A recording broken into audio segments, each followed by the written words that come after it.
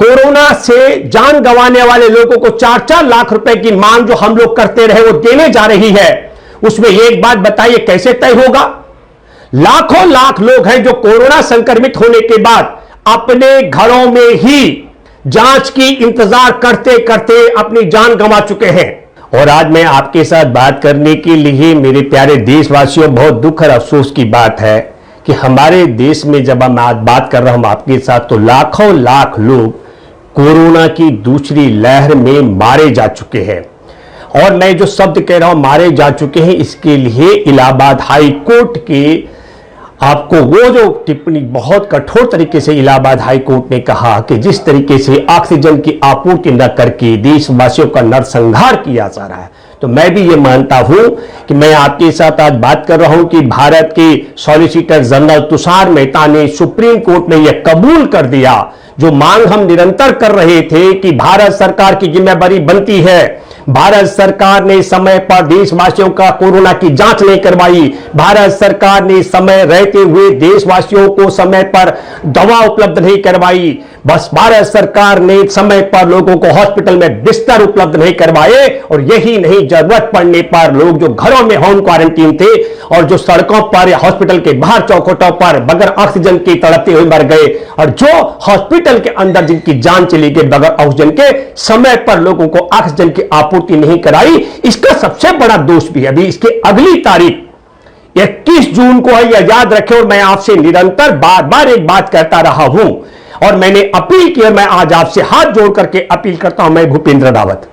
पहली बात यह समझ लीजिएगा कि सुप्रीम कोर्ट में यह मामला गया क्यों? सुप्रीम कोर्ट में यह मामला इसलिए गया क्योंकि भारत सरकार ये मान चुकी है, हमने बार बार सवाल उठाया। आप सब लोगों से मैं कहना चाहता हूं कि हमारे देश में 24 मार्च 2020 को तब देश को लॉकडाउन कर दिया गया था कि पूरे देश में 21 दिन तालाबंदी के बाद कोरोना खत्म हो जाएगा। कोरोना खत्म नहीं हुआ, लेकिन पहले लॉकडाउन के कारण 60 लाख करोड़ रुपए का देश को नुकसान हुआ है। आप सब लोगों को मालूम होगा कि 14 करोड़ लोगों की क्या दशा हुई, उसका बार बार जिक्र नहीं करूंगा। करोड़ों लोगों की रोजी रोटी छिन गई। और दूसरी बात मैं कहना चाहता हूं कि 28 मार्च 2020 को जिस दिन 918 मामले थे, सिर्फ 19 लोगों की उस दिन जान गई थी, 80 लोग ठीक हो चुके थे। तब भारत ने कोरोना से मुकाबला करने के लिए प्रधानमंत्री नरेंद्र मोदी ने पीएम केयर का गठन किया था, जिसमें अरबों खरबों रुपए इकट्ठा किया गया। और यह मैं फिर कहना चाहता हूं, इससे पहले 12 मार्च को जिस दिन भारत में बमुश्किल जो मामले थे वो 64 मामले उजागर हुए थे, 64 मामले। अब आपको मैं बताना चाहता हूं कि सरकार आप पे क्या करने जा रही है। 64 मामले उजागर होने के दिन भारत की सरकार ने 20 लाख करोड़ रुपए का बजट आवंटित किया था आत्मनिर्भर भारत को बनाने के लिए। तो 64 मामलों में 20 लाख करोड़ का बजट का आवंटन होता है, 500 मामलों में पूरे देश में 21 दिन की तालाबंदी होती है, और 918 मामलों में भारत में पीएम केयर का गठन होता है। और आज जब मैं आपके साथ जिक्र कर रहा हूं तो मामले सरकार के रिकॉर्ड में 3 करोड़ के लगभग पहुंच चुके हैं, और सरकार के रिकॉर्ड में 3.5 लाख से ज्यादा लोगों की कोरोना से जान जा चुकी है। पर मैं जो बात करना चाहता हूं, किस प्रकार का षड्यंत्र है यह समझना चाहिए। ये जो अभी सरकार कोरोना से जान गंवाने वाले लोगों को 4-4 लाख रुपए की मांग जो हम लोग करते रहे वो देने जा रही है, उसमें एक बात बताइए कैसे तय होगा? लाखों लाख लोग हैं जो कोरोना संक्रमित होने के बाद अपने घरों में ही जांच की इंतजार करते करते अपनी जान गंवा चुके हैं। कौन तय करेगा कि वो कोरोना से मरे हैं? उसके लिए मैं आपसे अपील करता हूं, गांव के प्रधानों की जिम्मेदारी बनती है, गांव के पंचों के जागरूक लोगों की जिम्मेदारी बनती है, आपके क्षेत्र के एक एक विधायक और सांसद की जिम्मेदारी बनती है कि बगैर जांच के जो कोरोना से मारे गए उनके विषय में जानकारी जानी चाहिए। मैं पहले भी मांग करता रहा हूं। दूसरा, जो लोग कोरोना से पीड़ित होकर के उपचार के लिए एम्बुलेंस की इंतजार करते रहे, एम्बुलेंस को फोन करने के बाद उनकी जान चली गई, वो भी कोरोना के कारण और उनका कागजों में जो घरों में कोरोना से मरे उनके मृत्यु प्रमाण पत्र पर कहीं कोरोना से मौत नहीं लिखा हुआ है, जो एम्बुलेंस के इंतजार करते करते सड़कों पर मर गए उनकी भी कहीं मृत्यु प्रमाण पत्र में कोरोना से मौत का मामला नहीं लिखा हुआ है। और जो हॉस्पिटल पहुंचे जैसे तैसे करके हॉस्पिटल में बेड की इंतजार में करते करते बगैर उपचार के जो मर गए हॉस्पिटलों के बाहर, उनकी मौत में भी कहीं कोरोना नहीं लिखा हुआ है। इसलिए मैं बार बार आपसे कहता रहा हूं कि जो घरों में जांच के बगैर जान गंवाए उनके विषय में, जो लोग एम्बुलेंस के इंतजार में जान गंवाए उनके विषय में, और जो हॉस्पिटल में बेड की इंतजार में जिनकी जान चली गई उनके विषय में आप सब पीड़ित परिवारों की मदद के लिए जो जागरूक पढ़े लिखे युवा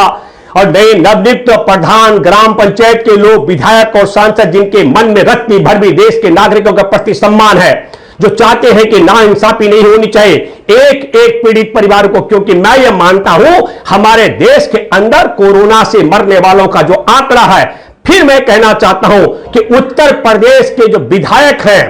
विधायक जिनकी बहुत बड़ी हैसियत होती है, वो 3.25% लोग उनके में से कोरोना से मर चुके हैं। जो विधायक वो महंगा से महंगा इलाज करा सकते हैं, तो आम नागरिकों की मौत का आंकड़ा कहां पहुंचा होगा ये हमको सोचना चाहिए।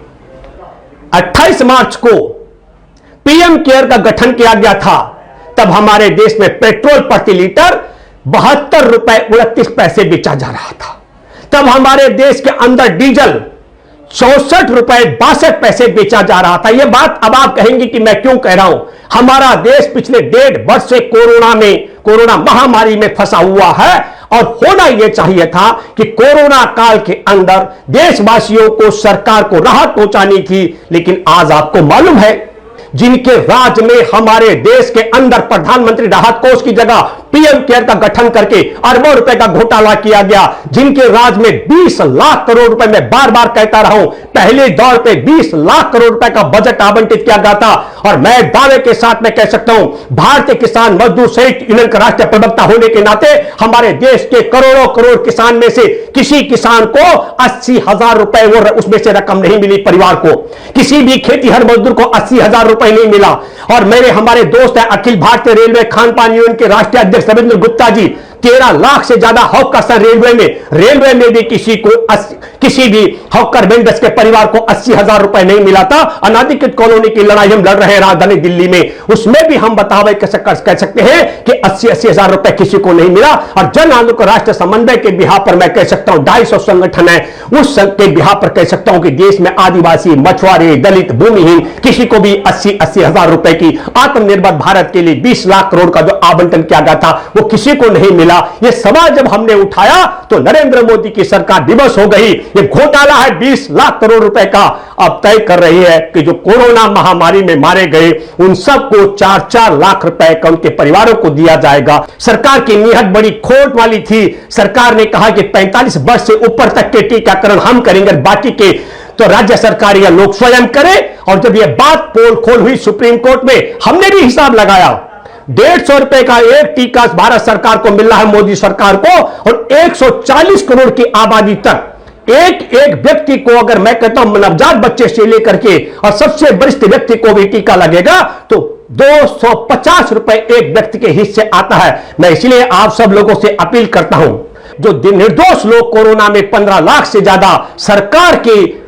षड्यंत्र के तहत जान गंवा चुके हैं, उन सब की सूचना के लिए एक हमारा वॉइस ऑफ इंडियन पीपल्स के पेज को अधिक से अधिक लोगों तक शेयर करें। दूसरा, मैं चाहूंगा कि आपके जानने वाले, पहचानने वाले, आपके गांव में, आपके कस्बे में, आपके जिले में, आपके राज्य में जिनको आप जानते हो, उनके विषय में नीचे कमेंट्स में जरूर लिखें जानकारी, ताकि हम लोग भारत के सुप्रीम कोर्ट में हमारे वरिष्ठ साथी हैं संजय पारीक जी, सुप्रीम कोर्ट के अधिवक्ता, उनके साथ हमारी बातचीत हुई। पूरे देश का मामला और एक एक पीड़ित परिवार को, जिनके परिवार की कोरोना के कारण इसलिए जान चली गई कि सरकार समय पर जांच, दवा, उपचार नहीं करा पाई, ऑक्सीजन नहीं दे पाई है, ऐसे परिवारों को 4-4 लाख रुपए देश का पैसा है, किसी नेता और सरकार के बाप का पैसा नहीं है, वो देश का पैसा और देश के एक एक नागरिक को मिलना चाहिए। 20 लाख करोड़ रुपए के घोटाले की मोदी सरकार की पोल खुलनी चाहिए। इसके लिए